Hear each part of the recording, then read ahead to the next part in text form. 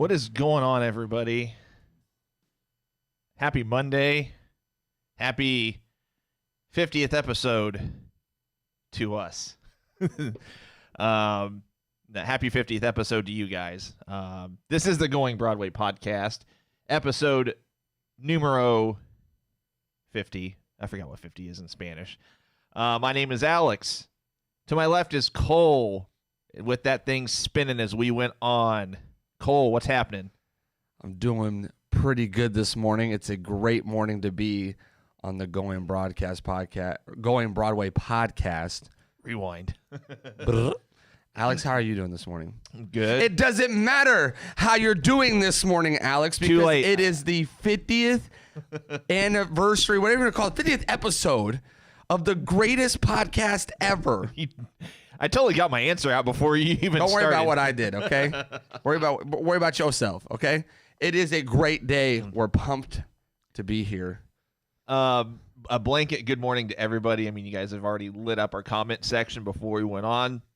So we are giving away a free belt today, and we are going to do it later in the show. So you're just going to have to stick around, hang out with us, but chat with us as well. Let us know what you thought of the weekend events, as it were, as it pertains to wrestling. We had Slammiversary. We had Extreme Rules. We got a lot to talk about. So I'll just open up the floor to you. Where do you want to start? There's just a ton to cover. I say we start with Slammiversary because neither I nor Alex were actually able to watch it live. Correct. We know what happened. We saw a lot of teases up to that point, up to Slammiversary, of who was going to debut, what was going to happen. So there's a lot to talk about as far as Slammiversary goes. First things first. Well, real quick, we're not going to recap the entire event because we didn't watch the matches, but we'll kind of talk about. But some of the noted big things that kind of happened that night. We'll give a view of it from 30,000 feet, so to speak. Number one, the Good Brothers in Impact. I mean, not just Impact; they're in other places too. We'll see them in New Japan. We'll see them almost in some guaranteed. other places. But the Good Brothers are in Impact and made an appearance. They came out to the rescue at the end of the show and pulled a Stone Cold and had a beer in the ring. So we got the Good Brothers in Impact. Another tag team to come back to Impact, the Motor City Machine Guns. Guys, if you have not seen the Motor City Machine Guns in action, they are exciting to watch. To me, they could be now back together. Could be one of the best tag teams that are out there right now. They are so good. I enjoy watching them.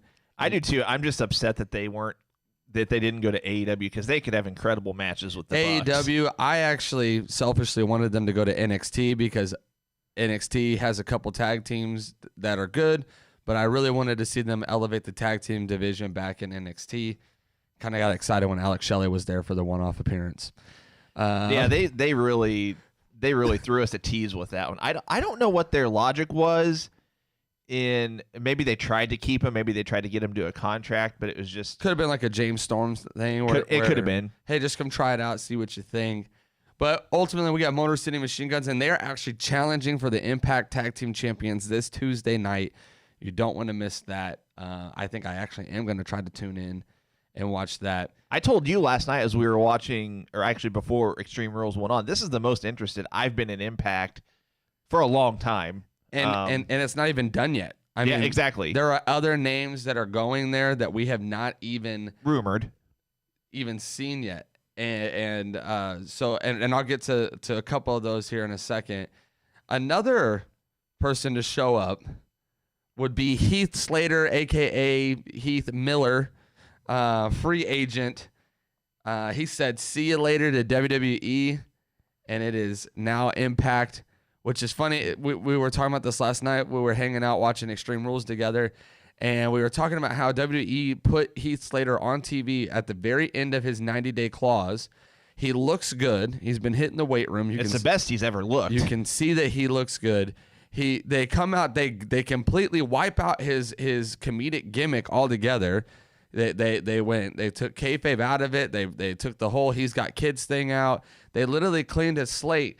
And then even though he got decimated in a quick match against Drew, they made him look good on the way out versus other storylines. So now he's coming into Impact with this clean slate. He's not a comedic wrestler. He's none of those things. He is ready to go, looks good, looks strong. So I'm interested to see what happens here with Heath Miller. They teased a reunion with him and Rhino on the show of their tag team. And then he's supposed to be on Impact this Tuesday night as well because they said he's not technically signed. So, they're kind of playing that storyline with him. We also saw someone that we've already known was on Impact, but this took a huge left turn. Deonna Purrazzo, Yep, new Impact Women's Champion. working without a contract. Surely a contract is coming if that's the case. If she's going to hold the belt, but new women's champion. What do you guys think about this? We were talking about, I actually saw someone post, did WWE miss the mark? Did we not give her enough time? Did we not give her the right push? Does Impact see something in her that no other company sees?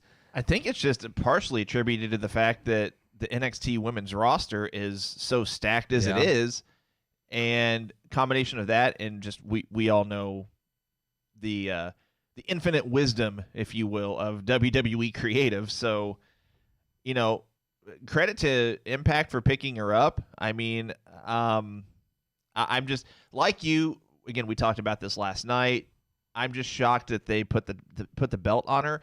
I hope it's not just a one-off thing to, hot shot the belt to Kylie Ray, who is now the #1 contender for the women's title. I don't know why you would take it off Jordynne Grace, even if you're wanting to put it on Kylie Ray.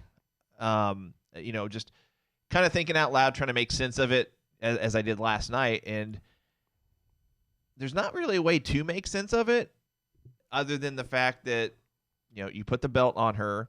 She's working without a contract, so it kind of has that not a wow factor, that's not the right way to put it, but just like you said, very unexpected, very much out of left field, in my opinion. So I think she is talented.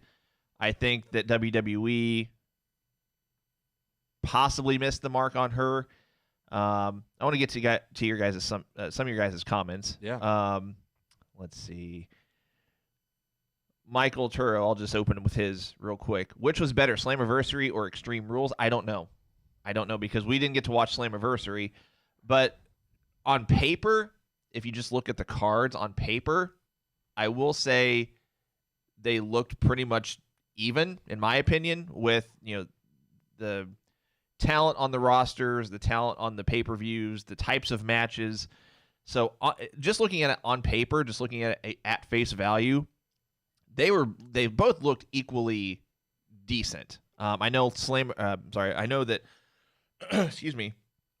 I know that Extreme Rules going into it, I saw a lot of stuff on social media where people just had very little expectation. I actually told Cole that last night. I said, going into this, I don't have much expectation at all. Hopefully it helps with the viewing aspect. Hopefully it helps with how I feel about it coming out of it once it's finished.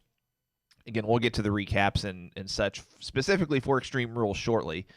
But if you're just looking at it on paper, Slammiversary to Extreme Rules, they both had the chance to be decent, and that's notwithstanding that I'm just going based off what the card was announced as.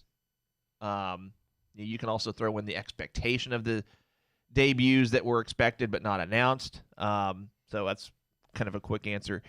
I would also say that it's hard to compare the two when the quality of pay-per-views are completely different. Oh, agreed. I mean, Impact's looks like a regular Impact show still.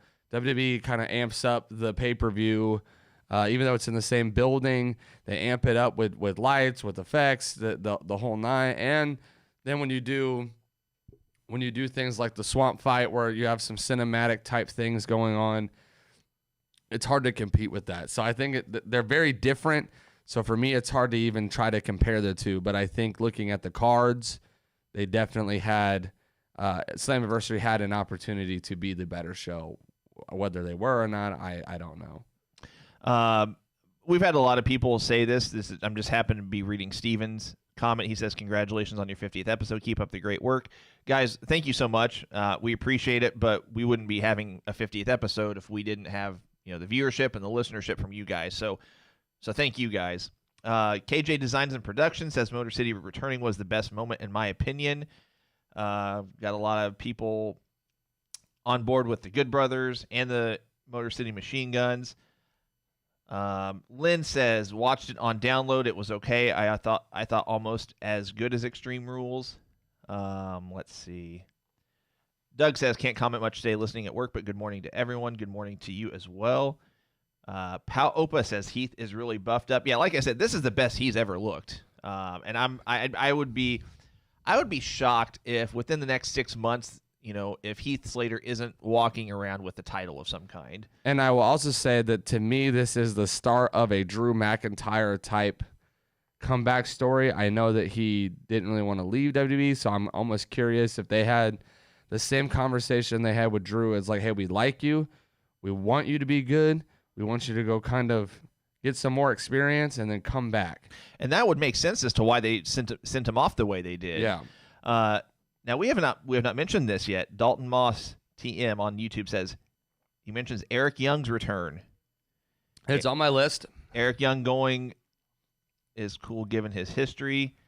The Eric Young return's cool because of how they brought him back in. He was kind of that, world champ that they kind of teased or whatever. And Eric Young's best wrestling was at Impact. And I don't know why we didn't think it could be him when we were kind of discussing a lot of the guys who would go back to Impact.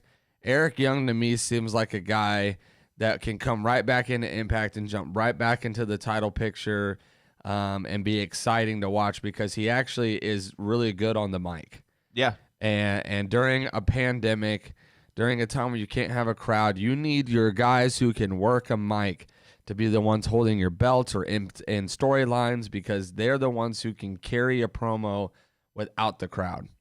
And so I was really excited to see him back there. And he actually helped that match out a lot, that title match at the end. David Burris referring to Extreme Rules, he says, drain the swamp, LOL. Pal Opa says Extreme Rules was better, but Slammiversary was better as far as the surprises go. Yeah, I agree. Really the only, jumping ahead just slightly, the only real surprise of the night for Extreme Rules for me was the Alexa Bliss cameo during the swamp match, which we'll get to. David says, how long till Heath returns and wins the title? If you're referring to WWE, I don't know, in a hypothetical world, if that were to happen, I think Heath needs to be out of WWE for probably at least 2 or 3 years. Get some time at Impact on the Indies. Now, the difficult thing is, whenever Drew left, not only was he in Impact, but he also did some work on the Indies, not just here in the U.S., but internationally as well. Right. A little harder to do that nowadays, obviously. So I'm curious to see. I'm curious to see how Heath goes about just his wrestling career in general. But another comment actually brings up something that popped in my mind as well. Does Heath currently have an exclusive contract with Impact, or is he free to go elsewhere? Hence Steven's comment. He says, what if Heath shows up to challenge Cody for the TNT title? I don't think that's going to happen, but at the same time, I wouldn't be shocked if we see Heath appear on Ring of Honor, if we see him appear on the Indies, if we see him pop up in New Japan. I don't think Heath has the track record to jump to AEW right now. I like Heath, but because AEW can only sign so many people. Agreed. And AEW right now is in a position to actually war with WWE. Impact's not in that position. They're getting, their roster's getting there, but they're not at a position to war. Neither is our Ring of Honor. New Japan's not really at a place to war with WWE. AEW is at a place to war with WWE for the best company, if you will. Yeah. So you can't sign guys like Heath and try to use their WWE exposure to get more fame or more fans, because his exposure is not enough.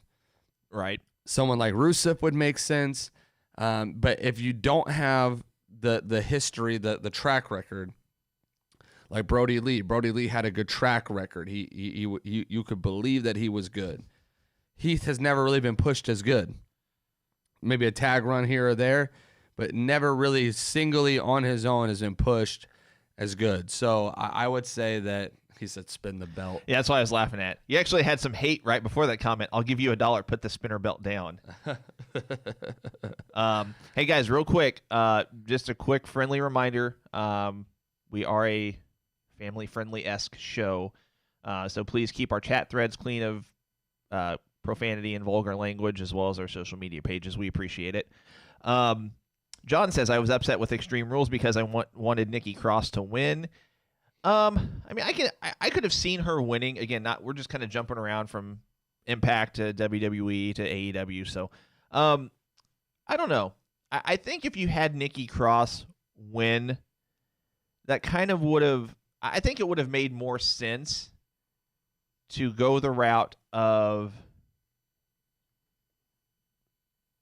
Bayley keeping the title like they did, but then we know that we're going to have a Sasha Bayley feud at some point, and it would have made more sense to have Bayley cost Sasha Banks the match against Asuka to help kind of propel that storyline.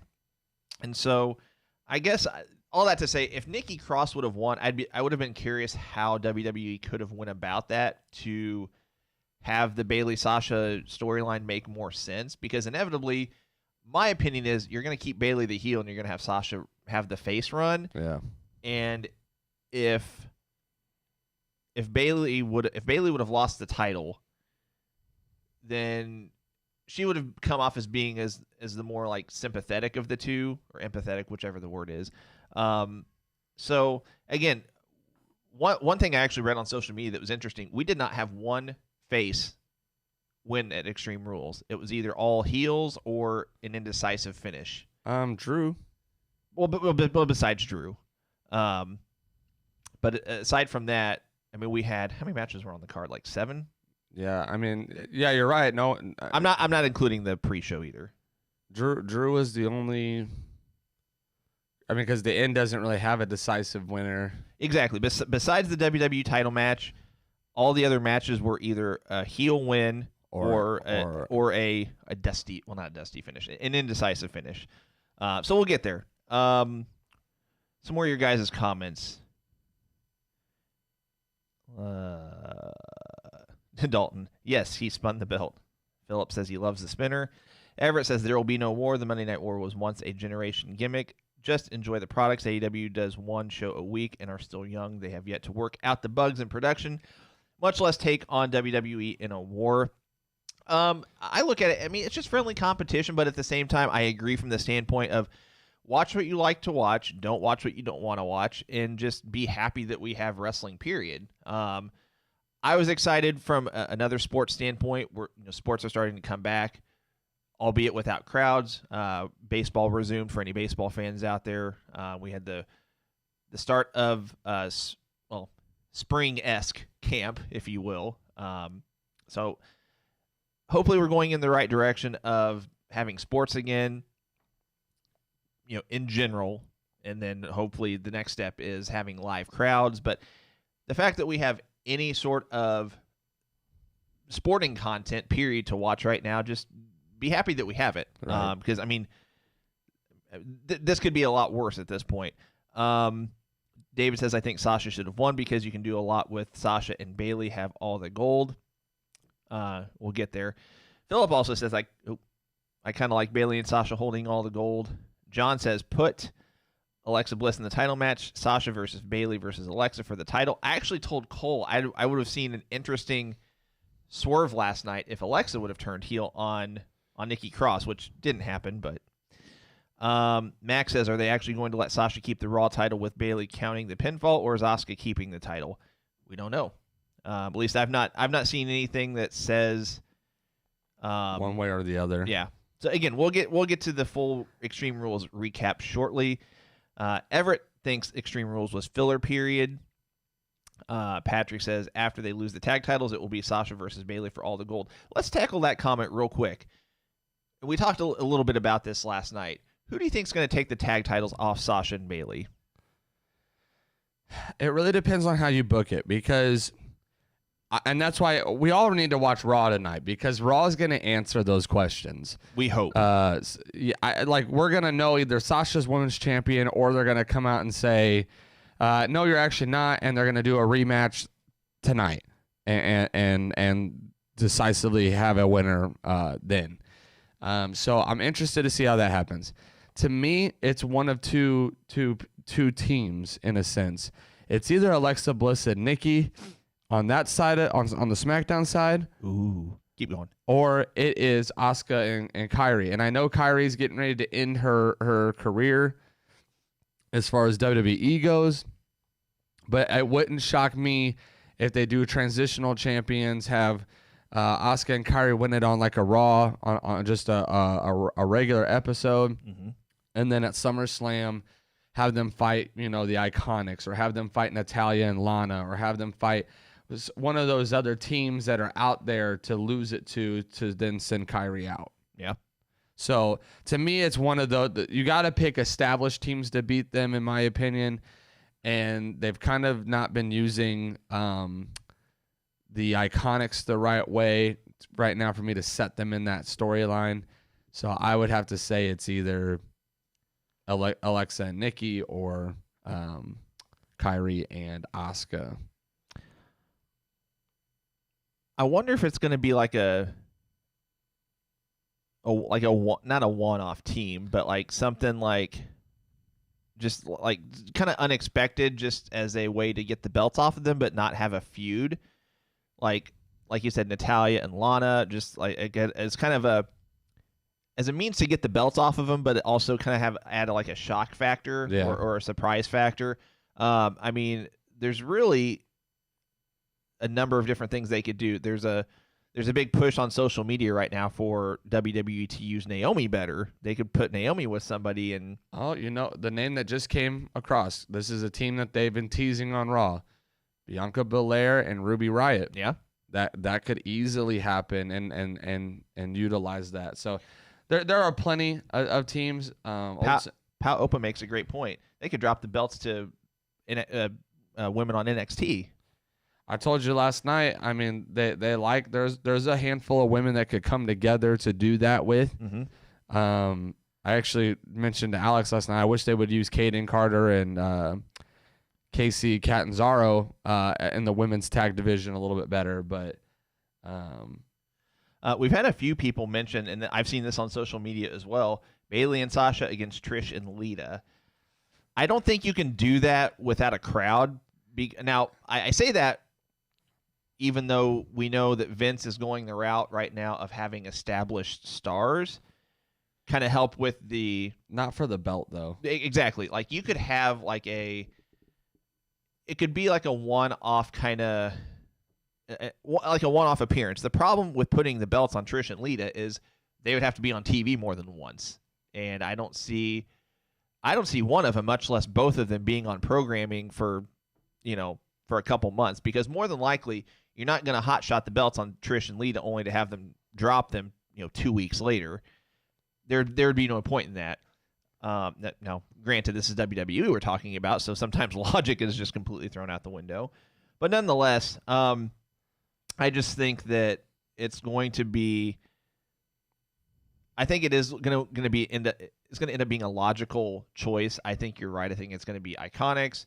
I think it's going to be Asuka and Kairi Sane.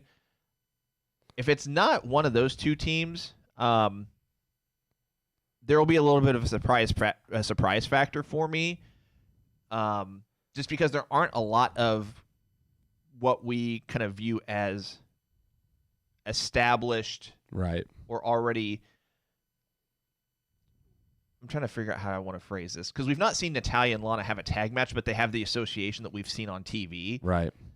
So, I mean, they could throw that one in, and I wouldn't be surprised necessarily. They even teased Ruby and Liv getting back together, too, and that's kind of been on TV some. So there's plenty of ways they could go with it. Ultimately, I think that's going to happen, and that's going to happen on a regular episode here soon. Mm-hmm. So we'll see what happens They there. could take Shayna and tag her with somebody as a one-off, just as kind of a way to say, "Hey, Shayna, I'm sorry for not using you correctly for a month and a half." And The promo she just cut, though, kind of seems like she's about to run just through the women's division, so I don't see that happening. probably not, but Well, it's clear that you guys want to talk ECW, Extreme Rules. So let's- Sorry, I was thinking ECW because of Extreme Rules. exactly. So let's do it. Let's switch there real quick. Just keep in mind, just three more things about Slammiversary real quick. One, EC3 is also going to be on Impact this Tuesday. At the very end of Slammiversary, they showed his promo. So keep your eyes out for EC3 and Impact.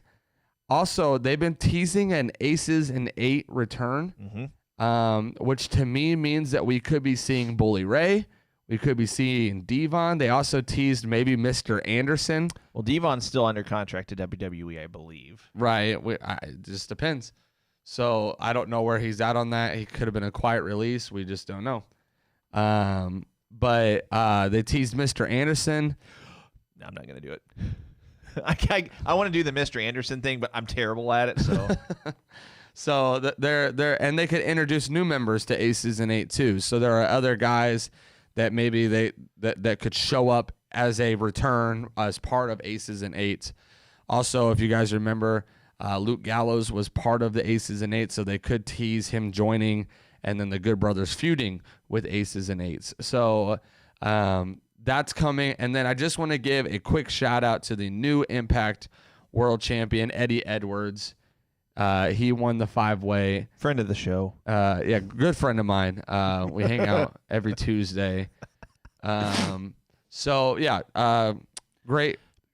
I thought Slammiversary was decent for the card. Real quick, Pal Opa makes some interesting comments. Sting probably not so much because I think he still has a Legends contract, but Kurt Angle is, I don't believe, under contract to WWE at this point. I don't think he ever re-signed. He did the one-off appearances, but I don't think there's He was the NXT ref, but I don't think he has a contract, so he could pop up on Impact. Again, it could just be a one-off thing, but at this point, we could get another main event Mafia run. ooh. Yeah, be they're interesting. teasing all this retro stuff. So just check out Impact, guys. I think we're kind of both on the fence, like off the fence now, and kind of interested to see what they do. So you might hear us Okay. bring them up a little bit here and there. So Felix says Sting's contract expired. So, well, all right. Well, main we'll event see. Mafia. No, I'm just kidding. Anyways, let's jump into and Rich Swann. Well, he's been there for a while. I think he just had. He made his return last Yeah. night though. So keep your eyes out, guys, on Impact, because they are making some very, very quiet but big moves, and are starting to look like they could have some good content out there. So check them out, and you might hear us talk about them a little bit more as it continues to progress. Agreed. With that being said, I just real quick before we get into Extreme Rules on the comment thread, I'm seeing a lot of new names. So if this is your first time tuning in and watching us, let us know. We like to give shout outs to our first time guests / viewers. So if this is your first time, let us know. And thanks for hanging out with us. Let's get to Extreme Rules real quick. let's start with the atrocity that is putting Kevin Owens on the pre-show, And Murphy. I mean, Murphy and Murphy. he can have a good match in his own right. Now, before we get into the actual match, I mentioned this to Alex last night. Hold on real quick. I did not watch the pre-show, so this is going to be all Cole. Continue. Before we even talk about the match, I told Alex last night, it really bothers me that Raw has a unsanctioned match tonight between Big Show and Randy Orton that should have been on a pay-per-view that is titled The Horror Show. Yep. It bothers me that SmackDown has a match this Friday night that is a bar fight that should be on a pay-per-view card that is titled The Horror Show. Right. Now, with that being said, with the fact, and we'll get to the recap of another match, but I'm just going to name drop it here real quick. The fact that you had a one-off, no real storyline other than they kind of been feuding by default on Raw. You put this pre-show match together with Kevin Owens and Buddy Murphy like out of thin air. When you have those two type of matches that really could have increased your card for a pay-per-view, I was like, well, this match should have been on Raw. They could have done this match on Raw, and then they could have gave me Big Show and Randy Orton on the card, or they could have gave me Jeff Hardy and Sheamus on the card. With those type of matches, it would have fit the pay-per-view better. Move the Apollo Crews MVP that didn't even happen, and we'll talk about that in a little bit, to the pre-show because it didn't happen. Or just don't have it on there, period. Save the segment for Raw. Give both of those segments up and put both of those matches on there. Shorten one of the other matches that got 40 minutes that probably shouldn't have. I know none of them did, but there were some that went really long that didn't need to. The eye for the eye match that went way too long. But there was some matches that were on the card. There was some things that were on the card, and the card was just short in general. It ended at like 8:45, I think, on our end. A little, if you don't count the pre-show, a little over 2.5 hours. So we had time, and so it really bothers me that they had two special, if you will, call them specialty matches as far as a non-sanctioned and a bar fight. Those are Extreme Rules type matches, and we have them on Raw and SmackDown. And I'm not dissing that because those make Raw and SmackDown look a little bit bigger or better. I get it, but those should have been on this card, and the two that I just named shouldn't have. Well, at least one of them should have been on the card. At least, I think both. I think both of them should have been on the card. If I had to have my pick, I would have got rid of the eye for the eye match. I don't have a problem with Ray and Seth feuding, but I think I'd much rather just called it an Extreme Rules match and teased eye type spots because of the storyline with it. And we'll get to that later on. But as far as this match goes, of course, it's Owens and Murphy, so it's going to be a good match. It's not like it was a bad match, but it did not have that big match feel because it has no storyline. It has no reason or rhyme for them really to even have a match. You put it on the pre-show, and now they have a good match, but it feels okay because it's on the pre-show. Yeah, it didn't even go a full 9 minutes either. Again, I didn't watch it, so you tell me. I mean, was it? It was all right. And the reason why I said that is again, I have a problem when you put two top talents like that, specifically Kevin Owens, because Buddy Murphy gets treated like a henchman. He's been on the pre-show too many times, and I feel like he's, not to get off topic, I feel like he's really proved himself to the point where he needs to be in more of he needs to be in a higher profile type spot than just Seth Rollins' lackey, for lack of a better word. But anyway, continue. The match was good. I mean, like you said, it's a 9-minute match. It was I believe the only match that was on the pre-show. Was the pre-show an hour? Yes, it went from 5 to 6. So then I don't understand, if you're WWE, these guys can probably put on a good 20, 25-minute match. If you've got an hour, you're going to talk for 50 minutes and then give these guys 9 minutes? That makes no sense to me. So here's the crazy part about the pre-show. It was all done via like voice video call. So they have a 3-way split screen that they're video calling on, and they're all talking about the matches for the night. We know the pre-show is typically them doing the already shown thousands of times promos that they have for each match, and then talking about it and talking about it and talking about it. But this match could have went longer to make it feel better, but it was a 9-minute match that was good. Kevin Owens gets the win. But ultimately it just fell flat for me because you put these guys on a pre-show, and to me they shouldn't even have been on the card because you did not book them in prominent storylines where they were the focal points. Right. And out of those matches, to me, Aleister Black should have been the guy instead of Kevin Owens. Aleister Black's been the one feuding more with the Buddy Murphy, Seth Rollins storyline than Kevin Owens has been.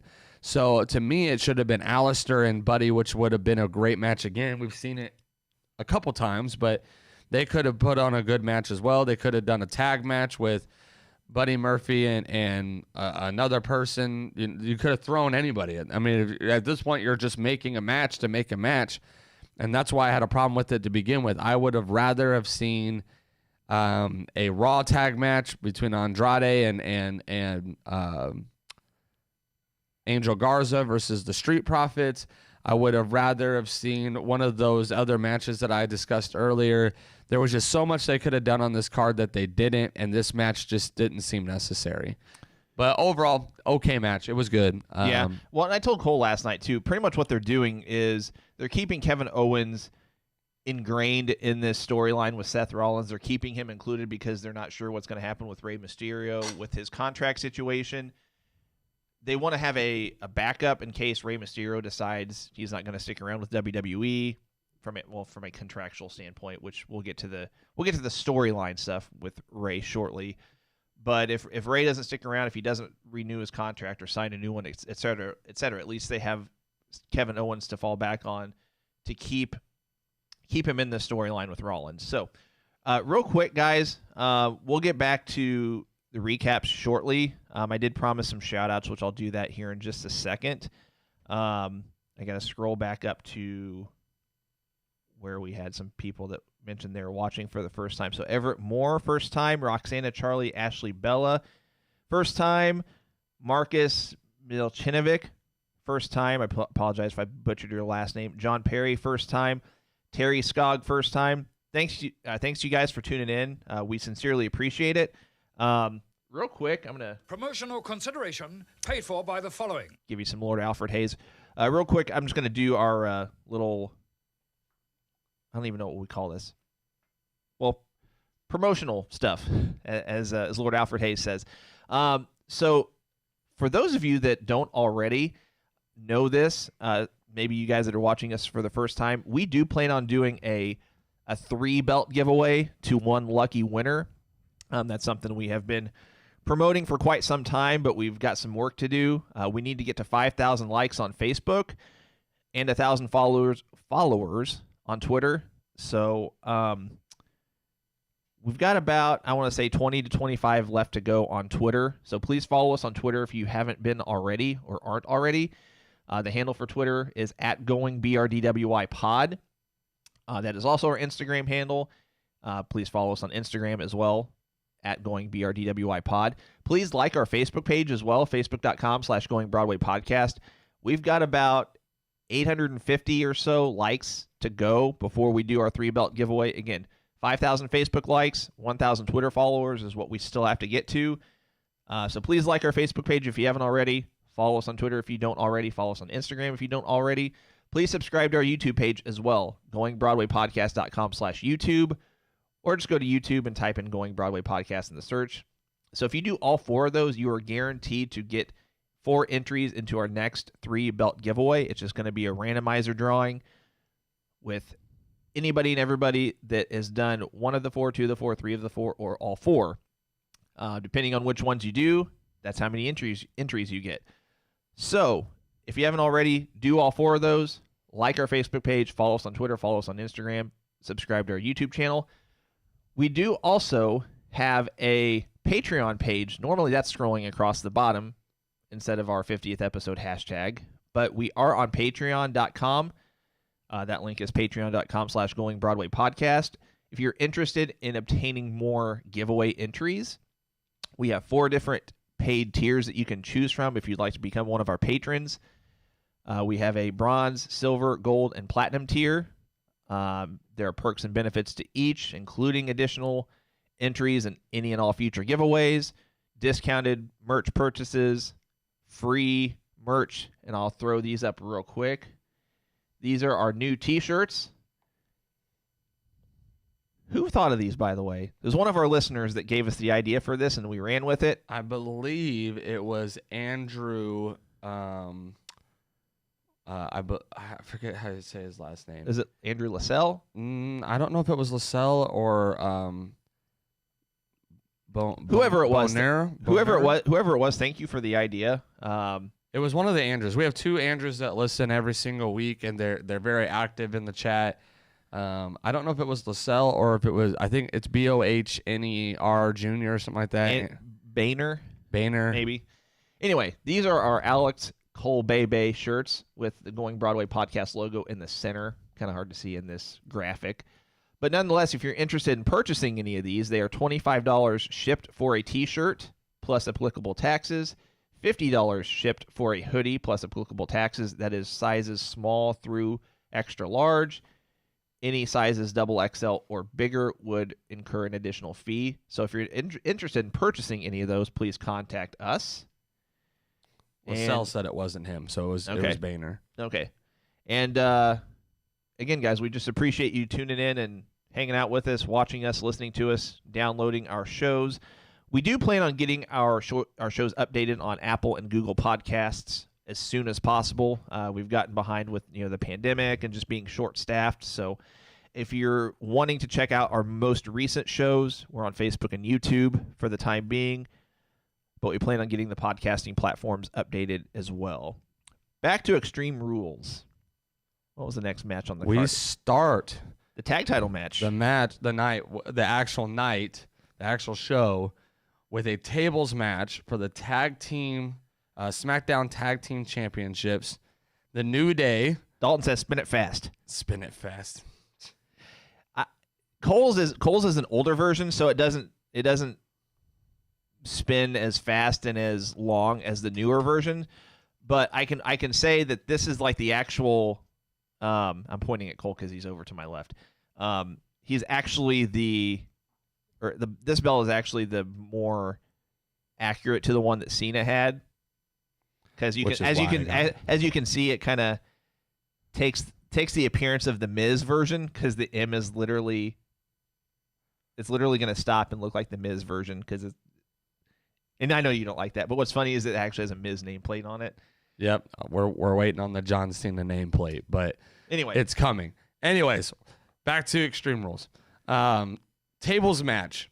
Cesaro and Shinsuke Nakamura challenging the New Day for the Tag Team Championships. I will let you give your thoughts first.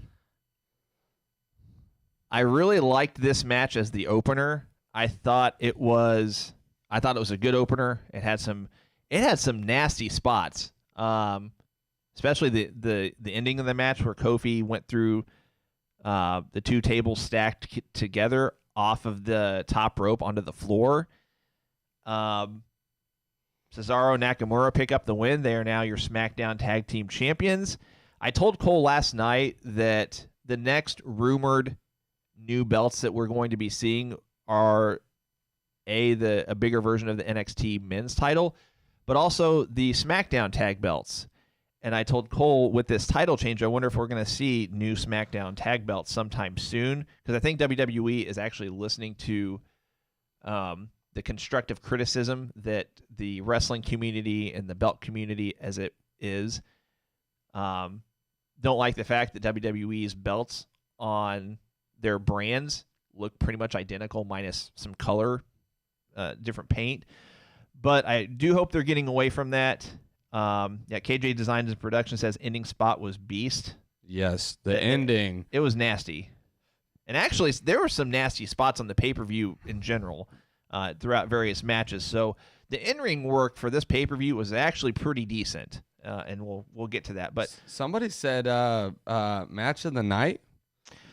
I mean, it's up there. I mean, if it's not, I would say it's probably I would say my second favorite match of the night. I would honestly say I'll give my match of the night as we go through it, but I would say this is probably my It was up there. I'll say it's my runner-up match of the night, in my opinion. I know a lot of people liked the Asuka-Sasha Banks match, and well, I'll get there. I'm not getting ahead of myself. So what did you think of the match? I loved it. I thought it was a great opener match. Again, like you said, I think this was, especially with, so when you tag the pay-per-view Extreme Rules with the tag horror show, you need it to have a lot of surprises. You need it to keep you on the edge of your seat. Mm-hmm. It needs to make you pop. This match made you pop. This match made you invested, because initially going in, by the way, Alex and I got this one wrong. We did. We both picked New Day to win this match. Just thinking as far as the pandemic goes, they make more sense to be on the mic and entertaining, but they can still do that without the belts. I'm glad that they won. Shinsuke Nakamura and Cesaro, I think they both deserve it. They're both talents that don't get used right, so at least put a belt on them, at least give them a storyline versus being other people's lackeys and being other people's henchmen, whatever. I'm glad that they're even kind of running with the storyline of like, no, it's our time. So congrats to them. Again, the ending spot was the highlight for me in that match. It was nasty. I mean, it was very, very hardcore, very extreme. I really enjoyed it. I like the tables match gimmick as well. I think that fit this match in particular. Definitely fit the Extreme Rules moniker, so to speak. And it, you don't have Big E or Kofi taking the pinfall. I think I think it was a good opener from start to finish. The gimmick match choice was good. So these four worked really, really, really well together too. Yeah, I agree. There was a lot of chemistry. One of the spots that typically gets ruined is when Kofi does that feet to the chest move, the foot stomp. Yeah, a lot of people ruin that. Kofi usually hits it right, and no one ever runs into it right. Hit perfectly last night. I mean, like, there was just a lot of chemistry. I think there was a lot of good stuff in this. And now Pal Opa makes a good point. With them winning the tag belts, do we see a Sami Zayn return? Maybe. I don't know. Or will they be on their own?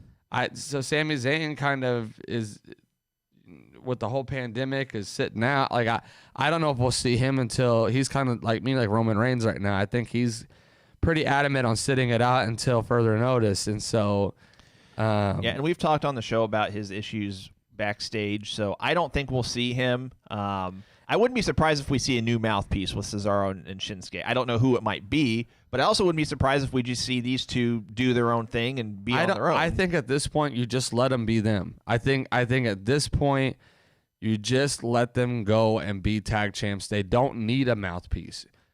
They don't. They don't need. Cesaro can cut a promo. He doesn't need a mouthpiece. Shinsuke, a little bit harder because he doesn't speak a whole lot of English clearly, but they can cut a promo. They can make it work. So I agree. I don't think it's needed. Okay, so the next match we had, I believe this is in order, was Bayley and Nikki Cross for the SmackDown Women's title. We talked a little bit about this already. I haven't said a word about this yet. Well, we talked about just the differing. Someone mentioned earlier that they were disappointed that Nikki Cross didn't win. And I don't know. I'm okay with the finish of this. I'm okay with the result of it. I kind of agree with a lot of the storyline aspect of things that they say that Nikki Cross isn't ready for the women's title. I agree with that from the standpoint, from a reality standpoint. I don't think she's ready to carry a women's title or on SmackDown or on Raw. I feel like she would just be a transitional champion. She might have it for like a month or two, but I don't think she's established enough to where it's a draw on TV. Now, again, I know that you can't really, there's no way to quantify at this point, especially without a crowd, how over somebody is, how over a new champion would be. Like a Nikki Cross, it would be her first run with the title. I think they made the right call here. I think Bayley keeping the belt, continuing / teasing the feud with Sasha is the right call. We saw the subtleties with Sasha actually putting the SmackDown Women's belt on while during the match. Again, it was a subtle tease. The announcers didn't make reference to it or anything. It was just an observation I made. Cole, actually, I think he was the one that pointed it out while we were watching the event. So I think they made the right call. The match itself was just, it was okay at best. I mean, it served its purpose. It continues the possible feud with Nikki and Alexa. Again, they might put the women's tag belts back on Nikki and Alexa. Keep things open with however they want to proceed with the Bayley and Sasha feud in the future. So this match, actually, I forgot to mention the SmackDown Tag Title match. That only went like 10.5 minutes. I thought I thought it felt longer. Good storytelling. It was good. This match went over 12 minutes. Again, I thought it was okay. I mean, it wasn't great. It wasn't horrible. What do you think? Definitely think it falls in the middle of this card as far as the match goes. I will say this. If you build Lacey Evans the way they did and didn't give her the title, I have a hard time giving Nikki the title, especially when you're teasing the Sasha Bayley storyline so hard. I believe the Bayley Sasha storyline has to be for the SmackDown Women's title. I agree. I don't think you can have Sasha win the Raw one and then have them feud for the Raw one. It wouldn't make sense. There's just too far of a left turn for me. I think that was all what's happened on Extreme Rules is all the setup for a Sasha Bayley storyline, which is going to be a major storyline for this company. I mean, it's going to be as big as the Charlotte, Becky, Ronda storyline. I mean, they're going to push it to the moon. And so it made sense. I thought the storytelling in this match was good. I liked a lot of the teases, a lot of the subtleties, again, that were in the match that you didn't realize. I think this also helps set up for, again, more of a Nikki Cross Alexa storyline, whether it's they get the tag belts back and kind of keep them in the picture to help get those belts off of Sasha and Bayley to continue that storyline. Or, and we talked about this last time, we were kind of doing some fairy tale booking last night. You have one of them turn on each other. They have kind of, even if you read between the lines a little bit, on SmackDown they did a moment of bliss, and Nikki was on it, and Nikki thought Alexa was going to pick her as her guest, and she didn't, and Alexa keeps kind of trying to tell her to calm down and chill out. And even so later on, Nikki goes nuts and starts just beating up on Bayley backstage, like kind of old school Nikki Cross, insane, whatever. So I think one of the two could happen. Either Alexa turns heel on Nikki, or Nikki goes nuts again, which is my preferred out of the two, and turns on Alexa and keeps Alexa face and makes Nikki a heel. Either or, if you look at the women's division right now on SmackDown, we have not seen Sonya Deville on TV since her heel turn. That's right. We have not seen Mandy Rose on TV since her Otis relationship. That a lot of these women have not been on. I mean, they did the whole little karaoke thing, but you have 4 women on that were all talented, that were doing a karaoke segment, none of them in the title picture. So they've removed all the other women that we could say, oh, that person could go for the belt. Oh, that person could go for the belt. Right. You removed all of them. So to me, it's clear that they're going Sasha and Bayley.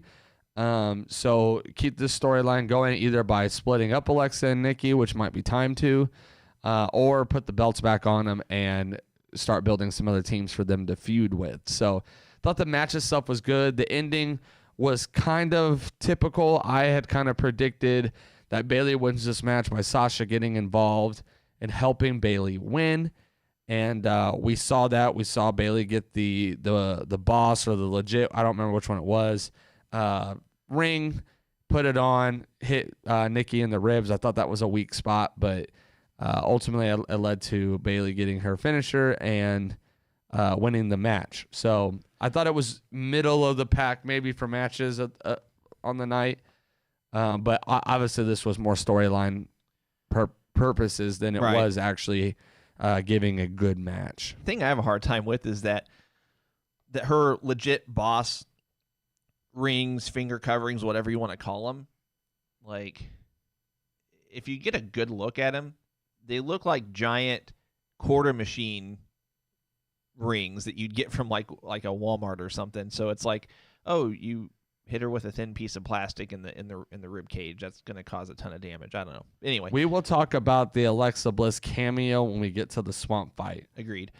Next match, well, it wasn't a match. We had MVP defeating Apollo Crews by forfeit.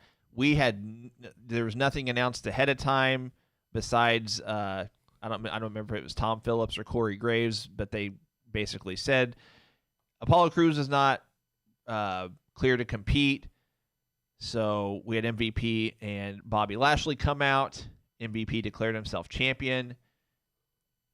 That was essentially it. What was weird is MVP and Bobby came out in their gear, so it's like, okay, they're gonna wrestle, they're gonna have a tag match, or Bobby's gonna have a singles match, or MVP might have a singles match. It seemed like there was gonna be a match. Both of them came out in their gear. Nothing happened. That was literally the end of the segment. So it's like, what's going on? Who's the U.S. champion? What's going on with Apollo Crews? The rumor is Apollo Crews was tested positive for coronavirus. I don't think that's been confirmed at this point. I also saw that they're still saying Apollo Crews is officially U.S. champion. So I didn't understand the point of this segment. Cole mentioned earlier that you could have done a lot of other things instead of having this. I mean, this segment went on for like 6 or 7 minutes between them coming out and leaving. So it's like there's so much more you could have done with that 6 or 7 minutes. Plus, if you took time away from other matches on the card, you could have had the Sheamus and Hardy bar fight. You could have had the Orton and Big Show unsanctioned match. And you could have saved this for Raw, in my opinion. You know, you could have just said Apollo Crews wasn't cleared to compete. More will be discussed tomorrow night on Raw.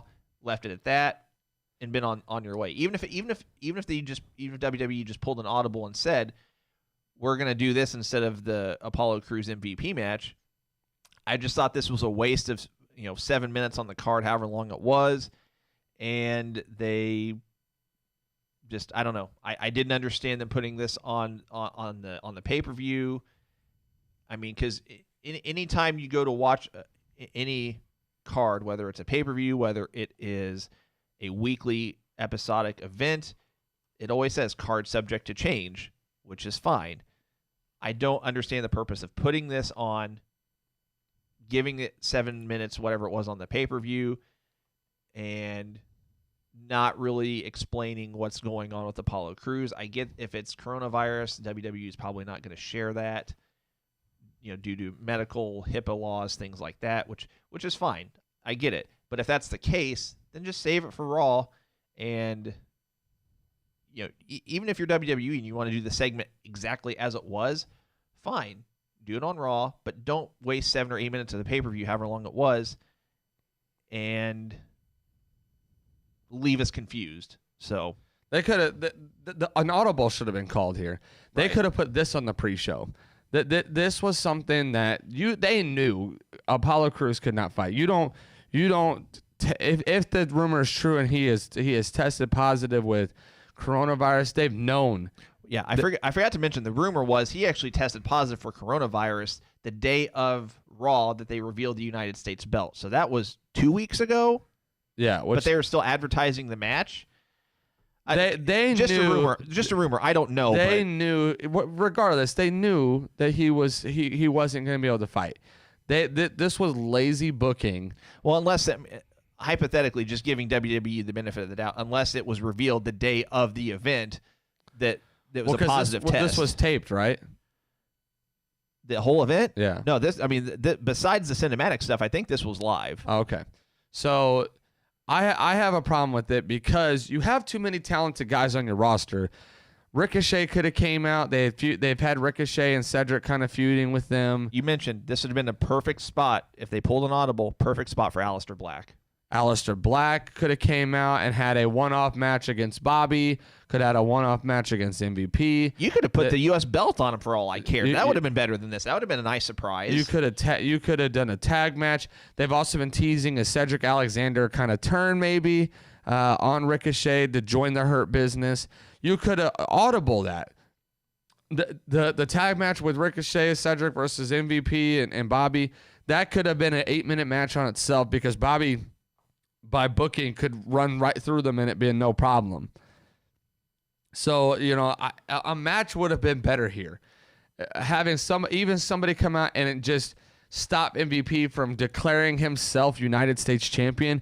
Interrupt. Give me something. Give me something better than just a confused promo that left us all questioning at the end.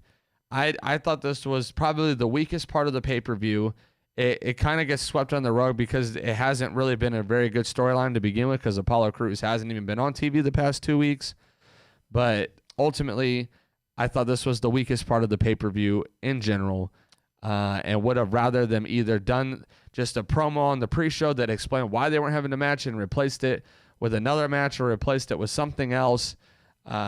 Whatever the case may have been, I thought that was a weak spot. And this has nothing to do with the whole card subject to change factor. Again, as wrestling fans, or as a wrestling fan, I get that. I think Cole understands that as well. So has nothing to do with that. It's just like Cole said, this was lazy booking. They could have done something else different. They could have thrown a surprise at us for a shock factor. I think the best way, honestly, to do that would have been to have a U.S. title change if they really put the belt on an MVP.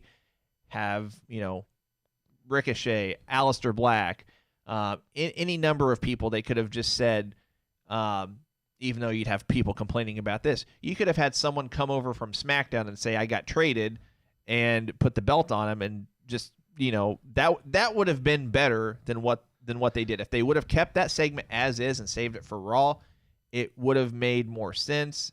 Again, I think it was a waste of 7 or 8 minutes on the pay-per-view, and I agree, it was the weakest spot. You could even set up so when Apollo is good, you do a fatal 4-way match to get guys on the card. Have MVP, Apollo Crews, Ricochet, Cedric, Aleister, whoever was in those matches, fight for the belt. And if you really want him to keep the belt, put it back on him. Yep. But they should have either taken the belt off him, had him actually forfeit it, and done a match for the belt last night. Then whatever the case needed to be, I thought that they should have done something different than just MVP coming out and making himself look like a fool. I'm going to go to some of your guys' comments. Again, I've not been very good at doing that, and I apologize. Let's see.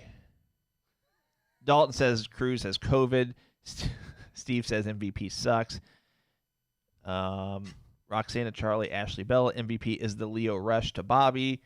Dalton says, I'm bummed that they didn't hide the COVID stuff for Cruz and film a segment of him being attacked in the back and MVP bragging about it or something. Yeah, exactly. They could have filmed something to where, well, I guess if he has COVID, they can't really do that, but I don't know.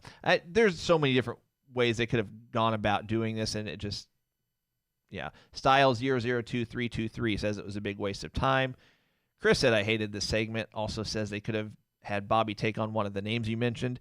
I love Matt's comment. Harley Race comes back from the dead and smacks the spit out of MVP's mouth. Patrick says they should do a new Nation of Domination MVP. Bobby, yeah. Shelton Benjamin, where's he been at? He's under WWE contract. I mean, it's anyway. He would fit the Hurt Business kind of gimmick too. Yeah. Dalton says mandatory belt spin every 2 minutes, Cole, which you just did it. So that whole segment was handicapped. Says Style002323. All right, let's resume the card. And let's talk about the atrocity that is the eye for an eye match. Rey Mysterio versus Seth Rollins. Guys, I have only one thing to say about this, so I'm just going to say it real quick. I told Cole last night, and you can see pics of it on Facebook and Twitter. I mean, it's all across social media at this point. You can see a spot where Mysterio looks like he's holding his eye. I told Cole it looks exactly like, and it's called different things depending on what part of the country you live in. It's called a fishing bobber or a fish floater or whatever, but literally looks like one of those.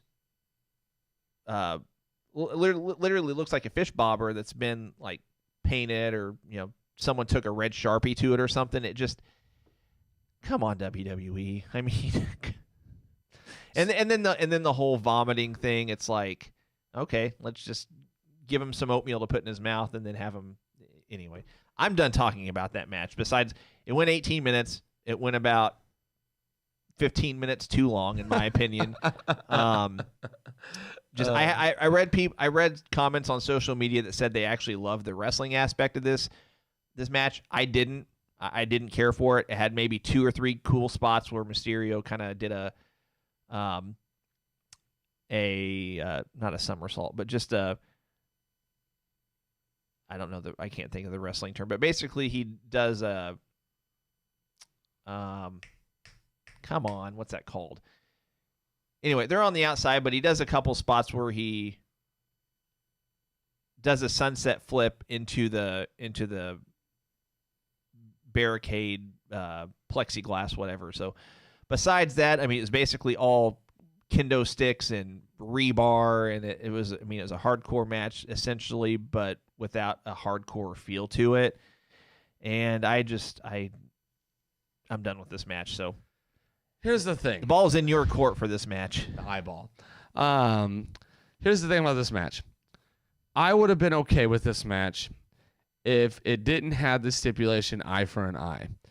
The problem with this match is that when you put a stipulation that is theoretically impossible to do, unless we were to do a cinematic type match, which we didn't. This was a real match. It is impossible to get me to believe that you're about to pull somebody's eye out of their socket. Now, I was telling Alex last night, the entire match, I'm more focused on how they're going to do it than the actual match. I'm like, does Rey Mysterio have a glass eye and we don't know about it? Does Seth have one? What are they going to do? How are you going to do this? Because to me, it's got to be realistic for me to get behind it. And this wasn't. And I know we all know it's kayfabe, but it's got to be realistic for me to get behind it. That's why some of these storylines that we get, I automatically am turned off because it's not realistic. We want a realistic product.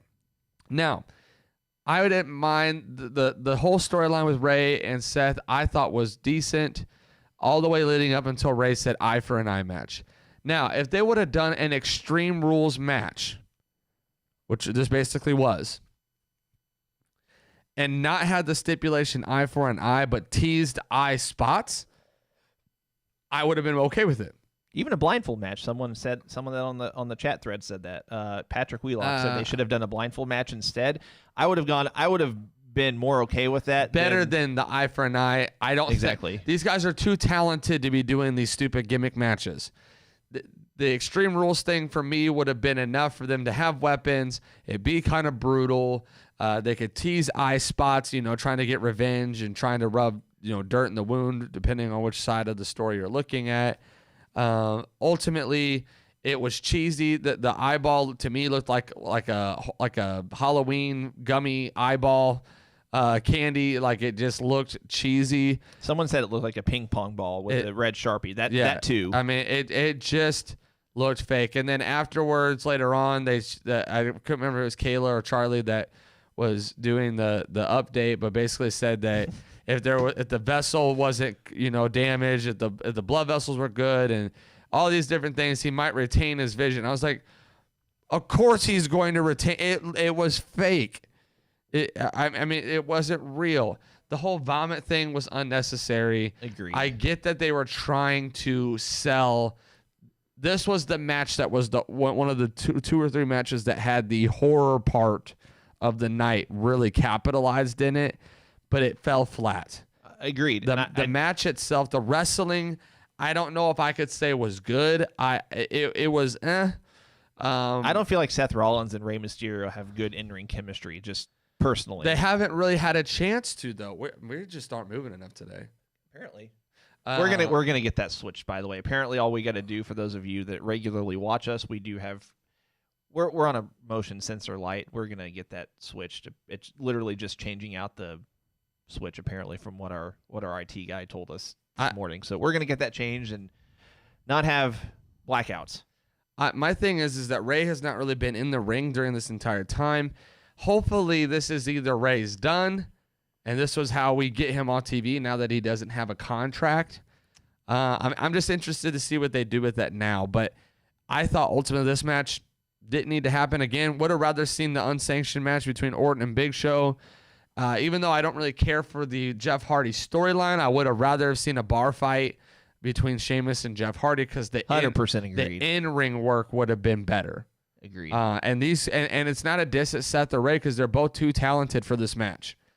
This storyline, this match in particular, they're both too talented. They're both way better than what this was presented to us, and I was very disappointed with it. Agreed. Again, I know we get some new viewers and listeners every week, and we sincerely appreciate it. But please keep our chat threads free of any profanity and vulgar language. Please do the same on our social media pages in general. We sincerely appreciate it. I have nothing more to say about this match. Yeah. And the rest of you on the chat thread seems like you're saying the same thing. So Style says the blackout is more exciting than the eye for an eye match. Yes, it is. You're darn right it is. All right. WWE Raw Women's Championship match. Asuka against Sasha Banks. Says it. Okay, my results say it ended in a no contest, but we saw in the pay-per-view that Sasha Banks got the win over Asuka with Bayley counting the pinfall. And forcing a bell to ring. So the match itself, I thought was okay. I would say this was. So Cole and I were talking this morning. A lot of websites and you having fun over there? Another person said spam. a lot of so Bleacher Report. I've seen this just throughout social media in general. I saw it on another website. I forgot which one. Basically, they said that this was an A or an A+ match with a. You said Bleacher Report gave it an A+ match, but a D- finish or something like that. Yeah, I look at Bleacher. I like Bleacher and CBS's reviews of matches, and Bleacher gave this rating an A+ match, but a D- finish. I told Cole, you can't look at it from multiple angles. I view a match from the opening bell until the bell rings and we have a winner. So I look at it in its totality. Yeah. I would probably give this match a B or B-. This actually would probably be my, as far as match of the night, I think this would be third, actually, in my opinion. I'm just shocked at some other ratings other matches got that I felt were different. But, I mean, it was a decent match, don't get me wrong. I mean, it's Asuka and Sasha Banks. On paper, that's a big four pay-per-view type match, in my opinion. Again, the match wasn't bad. I felt like the ending, the finish hurt my rating. And the fact that we come out of not one but two title matches, or what was supposed to be a title match, not knowing definitively who's champion, I don't like that booking. So to me, it's better than saying it was what it was and served its purpose, like the Bayley and Nikki Cross match, but I felt that it was probably third on my list of, what was match of the night kind of thing. So, yeah, I give it a B or B-. So it went just over 20 minutes, longest match of the night, which in itself was surprising. I'm glad that they gave them time. I think my rating on the match would be better if the ending were more definitive, in either direction. I think this would have been a perfect time to start the Bayley-Sasha Banks being less subtle about the feud that's coming. So, what do you think? So to this point, we got the Cesaro match, Cesaro-Shinsuke match wrong. We got the first women's match right. We both picked Bayley to win that. We both didn't get to even get a say in the United States because it didn't happen. Yeah. We both got Seth Rollins right. Yep. on that. So we're 2-1 on the night. We're both the same at this point. So we look at this match, and going in, I had predicted that I thought Sasha was going to or Bayley was going to try to help Sasha win this match, and it was ultimately going to cost her. And they teased that, and then it didn't happen. Mm-hmm. So I'm with you. I think, one, I'm glad they gave this match time. To me, this was literally going to be match of the night until the ending. I cannot separate the two either. I cannot say it was good until this, so I'll give it this and this. Like, you can't double rate it. Overall, I would say I'm in that B range as well, probably more B+, because I do think... it's the B+ rating. I do think that... Gave it the Daniel Bryan rating. I do think that the in-ring portion of this match... Presentation. What was good. I thought that it had a great feel to it. There was a lot of great spots. couple botches, but ultimately I thought that they did a really good job in this match. I hated the ending. We can just throw referee shirts on now and count the pin. We can get in there and the green misting, the ref didn't bother me, but And if you go back and watch the replay of the green mist, it's like there was nothing. It was just like maybe 4 or 5 bigger like splatters. I don't even know what you'd call Right. it, but it was like there was no mist there. Like anyway, it was just they even botched the replay. I found that to be funny, but I think I also would have given this match a higher rating, but it felt a little too slow paced for Asuka and Sasha Banks than I'm used to. So would have rather a different result. Not saying I wanted Asuka to win, something more definitive. but I think it should have a better result. So that's why I'm interested to see what they do on Raw tonight. Obviously, I think this was for storyline purposes, for a bigger storyline that they have involved. But I do think for a pay-per-view, this is not the way to go with this match, especially when the Apollo Crews MVP match did not happen either. Agreed. Just real quick, guys, if you're still hanging out with us and watching, we appreciate it. We've got 2 more matches to recap. We'll talk about those. And then we're going to do our belt giveaway. We'll discuss more about that as well when we get there. We got Drew McIntyre and Dolph Ziggler Extreme Rules match, sort of, for the WWE Championship. Extreme Rules stipulation only applied to Dolph Ziggler. Drew McIntyre had to wrestle a normal singles match. Also, if McIntyre got counted out or DQ'd, he would have lost the title. To me, and this is going to be an unpopular opinion, which if you've been watching that's a new segment we want to debut. Probably won't be today for time purposes. Might debut that on Thursday, but we're going to debut an unpopular opinion segment. But this might be an unpopular opinion among most, but I actually found this to be match of the night for me. I liked the in-ring chemistry between the two. Any Dolph Ziggler match at this point, I mean, he is going to give you 110%. Drew as well. But Dolph Ziggler's track record of having good matches, taking moves like a champ, taking nasty spots, and just selling it. We talked last night. Dolph Ziggler is one of the best at those teasing the near falls. I mean, like 2 9 9/10, as JR would say. And I found this to be match of the night for me personally. Drew McIntyre keeps the belt. There was a photo circulating on social media, though, that actually showed Dolph Ziggler holding the WWE title. It did not look photoshopped, in my opinion, so that's why I found it a little intriguing. But nonetheless, if it was a Photoshop job, it was a good one.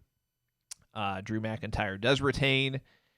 And at this point, I think that we're going to see the Drew-Randy Orton storyline kick off possibly as soon as tonight. And Style 002323 says, breaking out the Steiner math. That's right. Except it's not, there's no 166 2/3%, or whatever it was he said. I thought it was a great match. Again, I thought it was match of the night. If I'm going to give it the old Meltzer rating, I would probably give this one 4 stars, in my opinion. The tag title match, again, would be my close runner-up. I would have given that 3 3/4 stars probably. What do you think?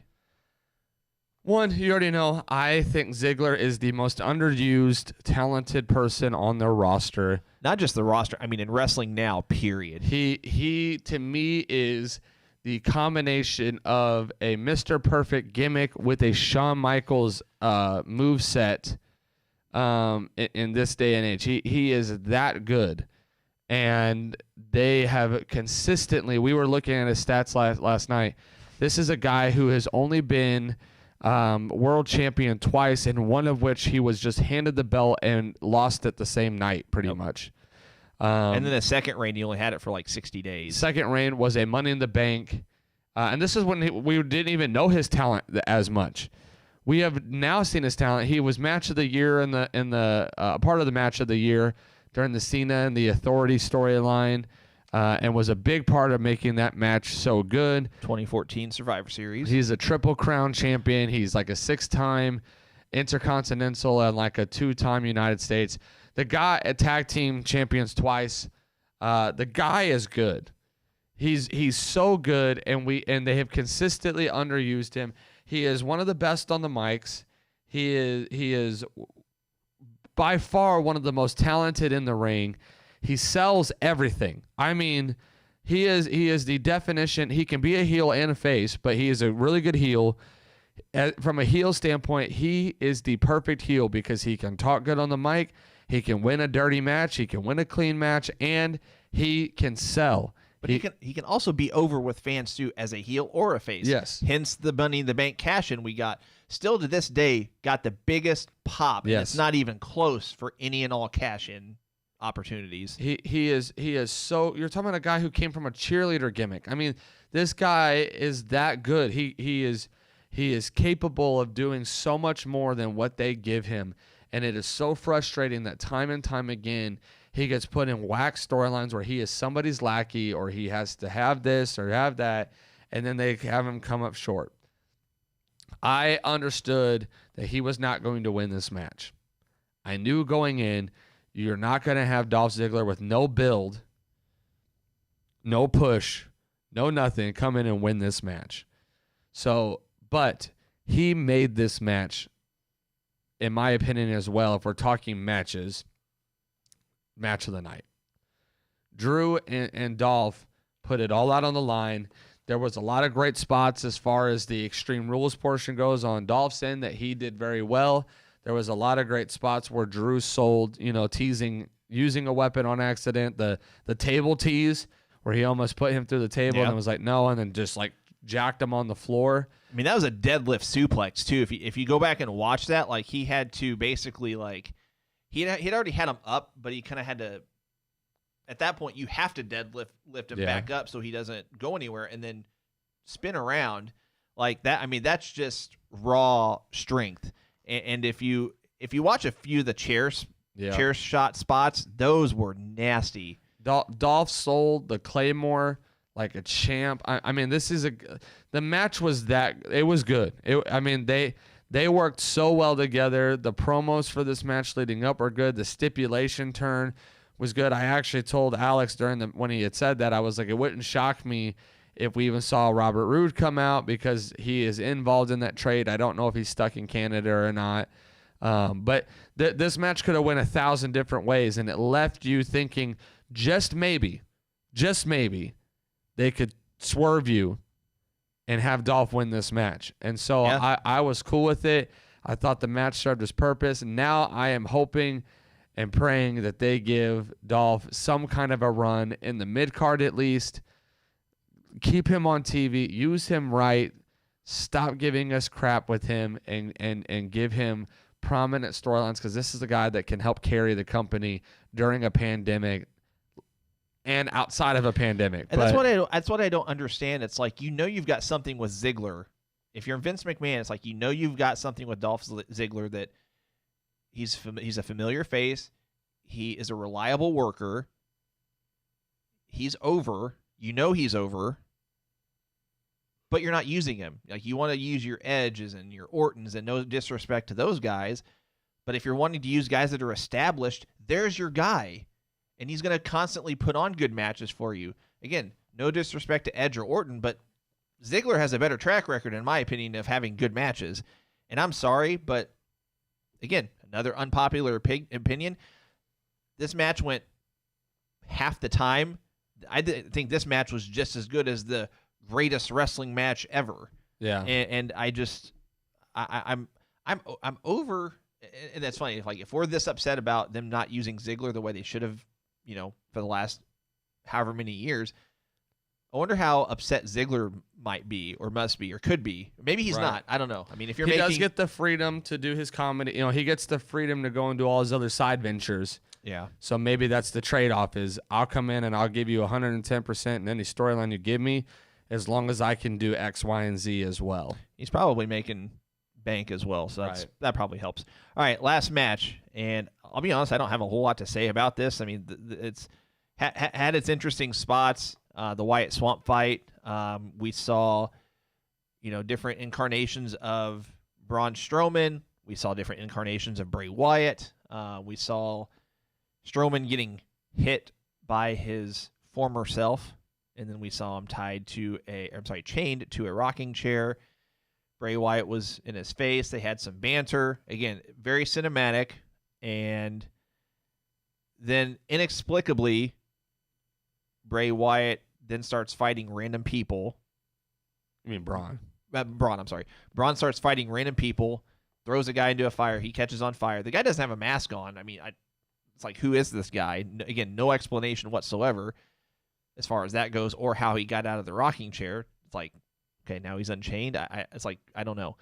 And then, in no particular order, they had some, fighting aspect with Braun and Bray.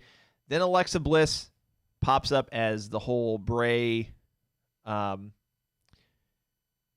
hidden secret or whatever, that he always wanted to be together with Alexa Bliss. They had their moments, particularly during the mixed gender tag tournament or whatever it was.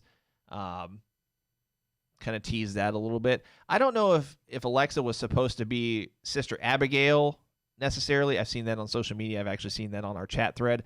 I don't know if it was supposed to be or not. Either way, it was a cool surprise. I don't know how or even if they'll proceed with that. If they're just kind of playing off a lot of fans' social media comments throughout the last couple of years, if that was the only reason for it. We get some more back and forth with Bray and Braun. They end up in a pond or a river or whatever it was. Braun sends Bray. Actually, I think he choke slams him into the boat, sends the boat on. The boat comes back empty. Bray pops out of the pond, whatever, and inevitably they get back on the dock. Braun throws him back in. Braun, I think, does he get pulled in, or he says it's over? He's looking. We kind of get a tease like it's over, and then he gets the mandible claw in the mouth, pulls back in. They both kind of wrestle in and out of the water. And at the very end, the water turns red, and out pops the Fiend. What I found interesting is we actually got the whole, the copyright credit probably a good 2 or 3 minutes before the thing even ended. It teased us hard. So I liked that. I thought that was kind of cool. It's like, oh, it's really going to end like this, but then it went another couple minutes. So credit to WWE. I thought that was kind of cool. From a cinematic standpoint, you think the movie is going to end, but then it continues. Then the pay-per-view does close. We see the Fiend, which not a surprise there. We know the Fiend and Braun is coming. It's going to be at SummerSlam. And yeah, KJ Designs and Productions, it was a Friday the 13th movie type ending. I saw the Friday the 13th movies back in the day when I was in my teens, which probably shouldn't have watched them when I was in my teens. Nonetheless. So I think that it was well put together. By any means, it's not been my favorite cinematic style match. I might even go as far to say this might be my least favorite of any cinematic style match we've seen. Now, that's not to say it wasn't bad, because all the cinematic style matches we've seen, whether it's AEW or WWE, in my opinion, have been pretty good. They've been well shot. They've been well produced, well edited. So I thought it was good. Can't really rate it because it wasn't a match. Right. But for the presentation, I thought it was good. Your thoughts? Let's address a couple things. One, I love that Bray Wyatt has so many personas. Agreed. This is kind of something that maybe he got off of Matt Hardy, something that he also wanted to do, and why him and Matt, I think, clicked so well is because their imaginations, their creative, were very similar. Continue your thoughts. I'll be right back, guys. So I really like that Bray Wyatt has these different personas. The fact that he can be Bray Wyatt, the Firefly Funhouse TV show host. I like that he can be Bray Wyatt, the old school kind of cult leader, from the swamp kind of thing. I like that he can be the Fiend. Would even be funny to see him kind of tease like a Husky Harris, even if it's comedic on the show, on the Firefly Funhouse, where he's Husky Harris, or he's got the little muscle man gimmick too. So there's so many different personas and things that he can do, and I enjoy that. So I like the Bray Wyatt personas. I like that he can switch in and out. I think it actually helps keep the character of the Fiend alive and protected now, knowing that we can have a Bray Wyatt match as Firefly Funhouse, knowing that we can have a Bray Wyatt match as the cult leader, and kind of, it also helps the longevity of storylines from that standpoint too, because as you can see, him and Braun are going to go on match 3 where he's fought a completely different version of Bray. So I really like that. I think it's interesting. I enjoy it.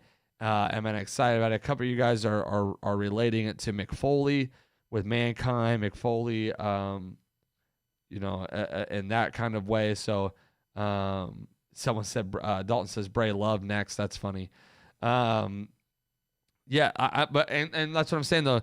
Like Bray's like kind of dude love kind of character would be like the Muscle Man type thing, or his Firefly kind of Funhouse character where he's a little bit more upbeat, kind of funny, more comedic. So I enjoy that portion of it. Now, to address some of the comments that some of you guys have made, Alexa Bliss is not Sister Abigail. Not even close. The Sister Abigail thing was a tease on 2 different facets. One, the tease is we've been wanting a Sister Abigail debut for years now. We've been asking for them to debut it. I think it would have made more sense that they introduced the Sister Abigail back when Bray Wyatt was the cult leader full time. But we've been wanting a Sister Abigail turn. We were actually kind of rumored that was going to be Liv Morgan when she was taken off TV, and they had talked about bringing her back as Sister Abigail. And even when I saw her standing on the deck and I kind of heard the talking and stuff, I was like, oh, we're going to get, I said it out loud. I was like, is this a Sister Abigail like tease or introduction or whatever? And when she started to lift the veil, it kind of looked like it could have been Liv Morgan. And so when she lifted the veil and I saw it was Alexa, and then I saw the kind of playbacks of the different times that Alexa and Braun have been teased kind of being together. Because it's not been more than once. They've done it on more than one occasion where they've kind of teased their relationship. Yep. They are really good friends in real life, so that's there. It was a mind game. Someone said it as well on the chat. This was to feed into the storyline for Braun to get distracted. If you watch, especially with the Fiend character, the Fiend has found a way to draw out old versions of each person he has fought.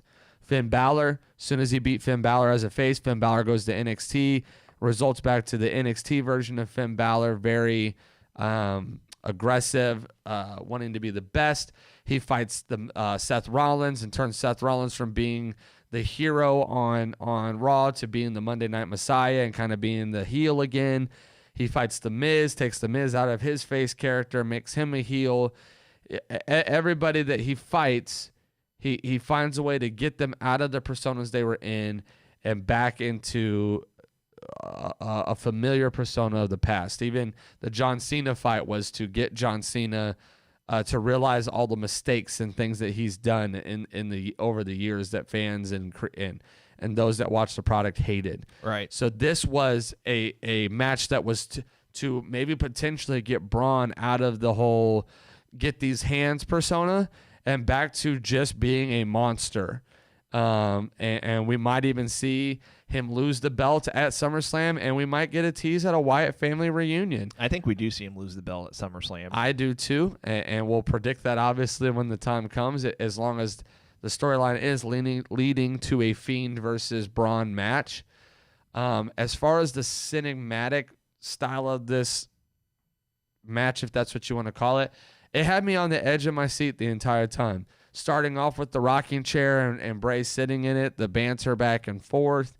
The only thing I didn't like about this was the random fighting with dudes that we didn't know who they were. The guy in the muscle tee kind of was a tease at Brody Lee, aka Luke Harper. So to me, obviously, they were just teasing that Bray has other followers out in that swamp, that it wasn't just the four of them, but that it was more cultish, that people just came there and jumped in. The other guy didn't really look like anybody, so I didn't really know how to take that. The guy that got lit on fire just seemed like something to add to the match, to add more fighting to the match, because the segment was more talking and more acting than it was fighting. Right. So I think it was just to add more fighting to the match.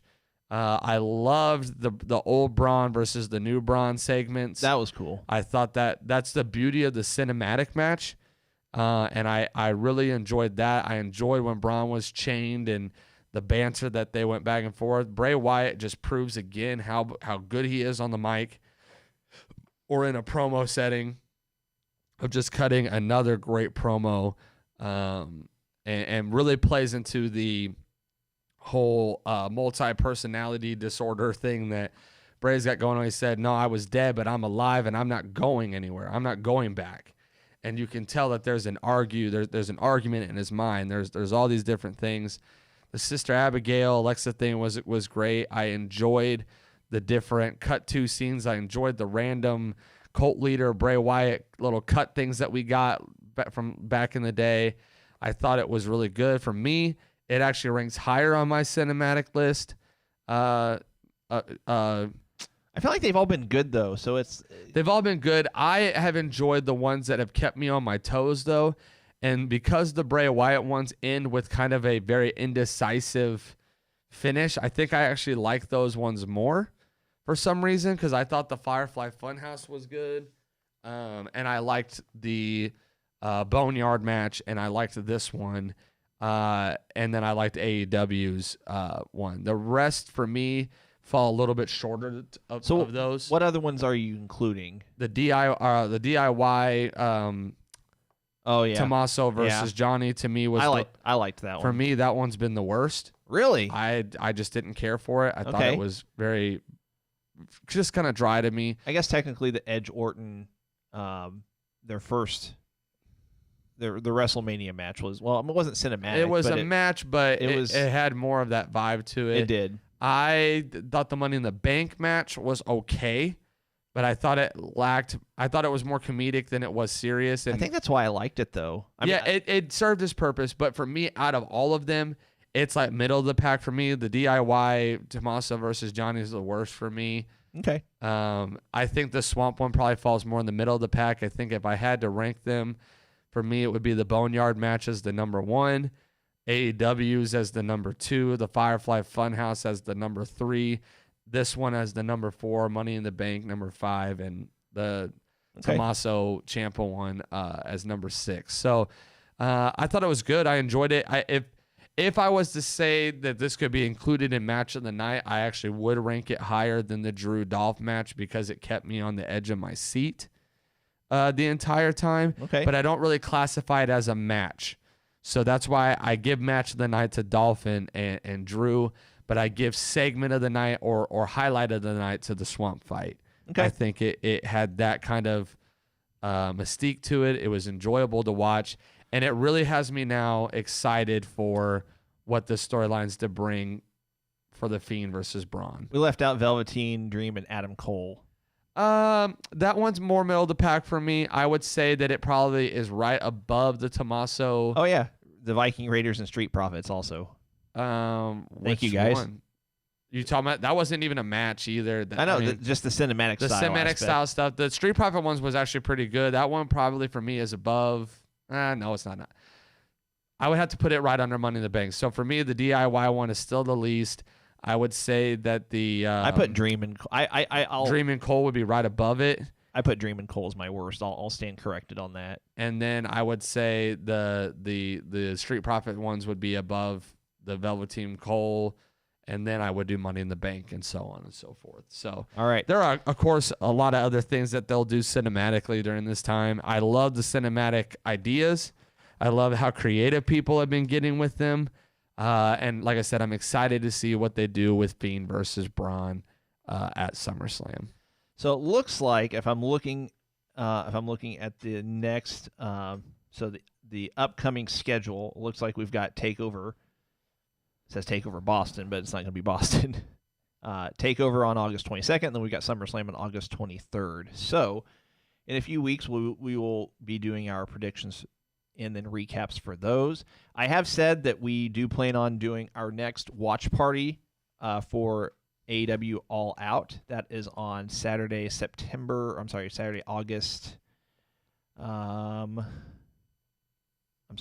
Maybe it was September. I think it's September 5th. Yep. So Saturday, September 5th, we will be doing a special watch party for All Out. We will not be able to show the broadcast, but we'll still be able to hang out and talk with you guys as we are watching it. So just put that on your calendars, Saturday, September 5th. I'm not sure what the start time is, but more than likely 6 or 7 o'clock Central Time. So that would be 7 or 8 o'clock Eastern in the evening. We'll do a special all-out watch party podcast, so you can tune in and join us for that on September the 5th. So that is in about, what's that, 1, 2, 3, 4, 5, 6, about 7-ish weeks, 6.5 weeks, something like that. So get that on your calendars and tune in for a special Going Broadway podcast on Saturday evening, September the 5th. All right, guys. We're going to conclude our show with our belt giveaway.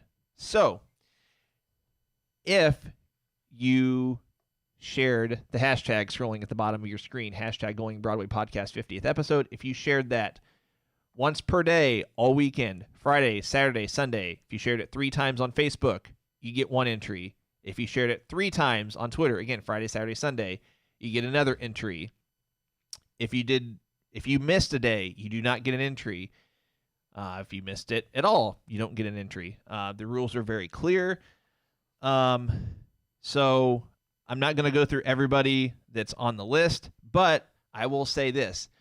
I also made it very clear that on Facebook and Twitter, you needed to make sure that you shared your posts as public, or that you changed your settings to public so I could see it. I went through multiple times all weekend and either gave your status or your post a like or a heart, depending on if you're Facebook or Twitter.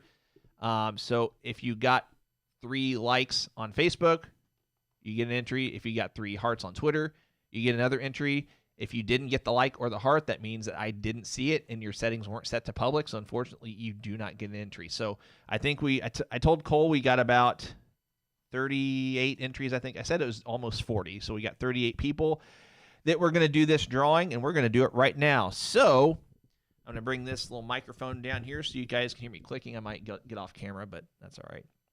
So again, we got about 38 people. Actually, I'm going to cover the rules real quick. Jumping the gun a little. So if you are a new viewer, I will only cover the shipping for the belt. If you live within the lower 48 states, any potential winner that lives in Alaska, Hawaii, or otherwise internationally, you will have to cover the bulk of the shipping costs. It is a mystery belt. I'm going to let whoever wins reveal the belt if they choose to do so. I always encourage any of our giveaway winners to share on our social media pages what they've won, but it's completely up to them. The winner does have to contact me.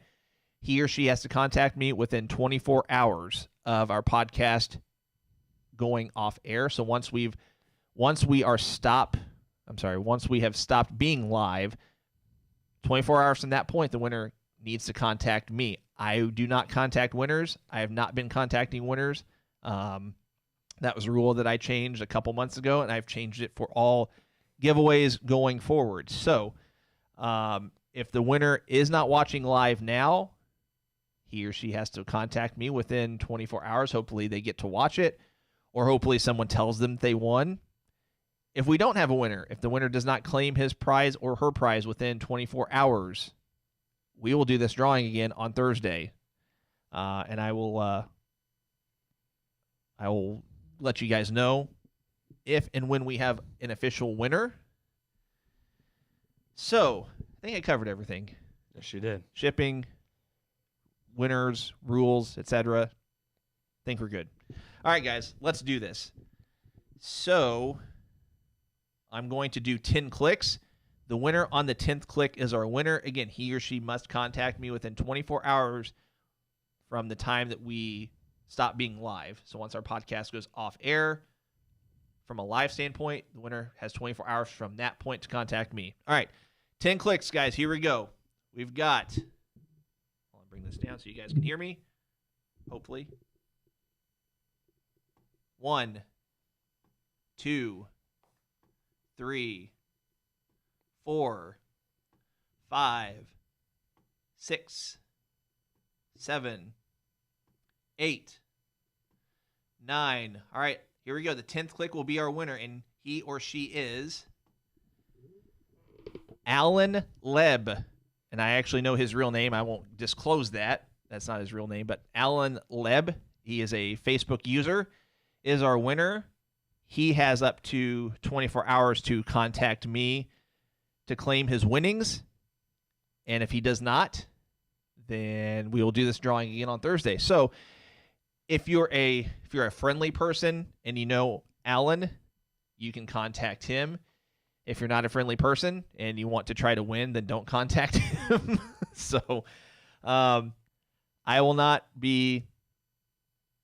frown upon it either way if you do or don't contact Alan. But Alan is our winner. He has 24 hours to contact me with his mailing address. And that's pretty much it, guys. Final thoughts from you, Mr. Cole. First and foremost, thank you guys again for joining us, rocking with us. Today was number 50. It doesn't even feel like we've done 50 of these, but not at all. We are incredibly thankful for you guys to tune in, for you guys to chat with us, for you to always comment on Alex's shirt and not mine. But we freshly squeezed. We absolutely love you guys. We absolutely love doing this. We love giving away stuff. We love talking about the product. Even during a pandemic, we have not lost any steam.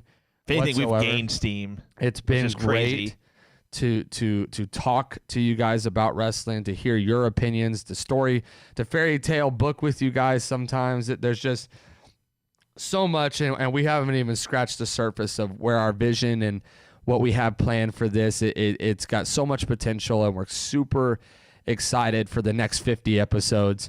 And the thing that gets me is even after we do like the giveaways, like at any point during the show when we do the giveaways, we don't have viewers that drop off. Yeah. Like that, and that's just crazy to us. So again, we sincerely thank you guys. Sorry, I didn't mean to interrupt, but it's just like after the giveaway, we've actually gained 3 viewers. Yeah, we enjoy doing this. It's so much fun. And we enjoy hanging out with you guys. Just want to encourage you guys again to go check out those Alex Cole Bebe t-shirts.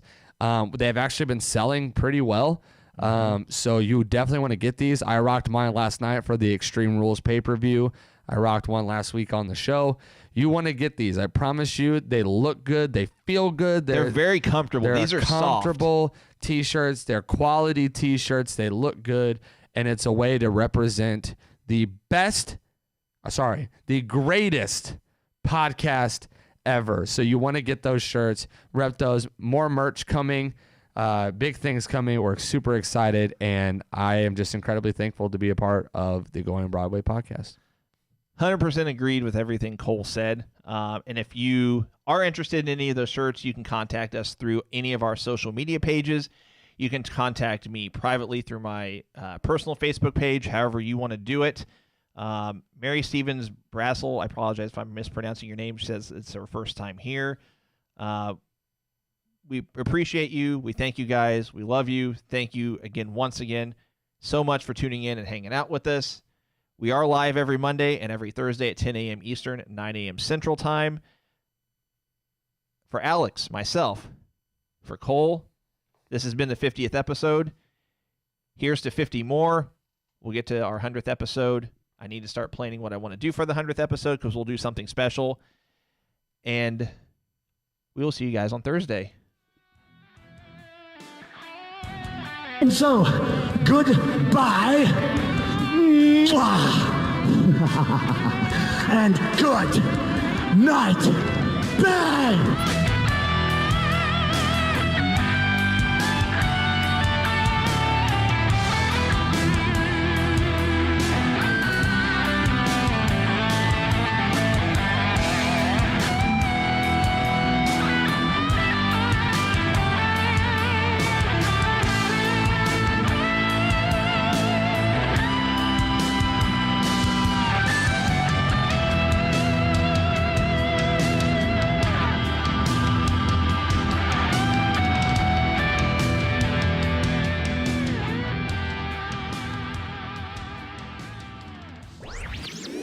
This podcast was a presentation of LightUpMedia.fm.